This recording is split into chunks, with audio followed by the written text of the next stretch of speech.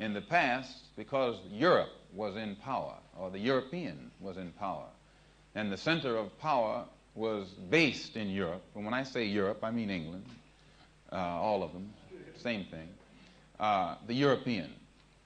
The European, being in the position of power, had one yardstick.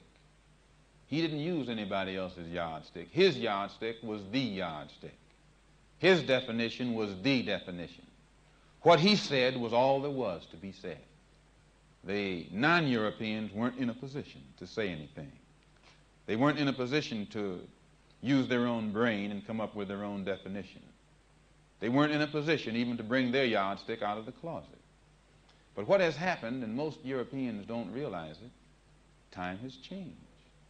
And time has changed, the power has changed. Wherein all the power used to be centered in Europe, it's not centered in Europe anymore. It has divided itself up and is centered in different parts of this earth today. Much of it is in Asia. Much of it is in Africa. It has shifted. And as the people in Africa and Asia get some power of their own, they get a mind of their own.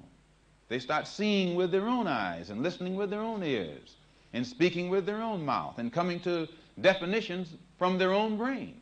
The European definition now isn't necessarily the definition. The European yardstick now isn't necessarily the yardstick. And what the European calls racialism isn't necessarily racialism. And what the European calls brotherhood isn't necessarily brotherhood. It's something now that you have to sit down and analyze from wherever you sit. From wherever you sit. And when you look at it from wherever you sit, you usually see something different from that which he sees wherever he's sitting. In the past, he was sitting on you and me. Today, he's not sitting on you and me. So he sees things a little differently. And since you and I were being sat on and are not being sat on now, we see things a little differently. And I think that when we realize that these differences exist, that he's thinking with his mind, I'm thinking with my mind, this one's thinking with her mind, automatically we come up with different thoughts.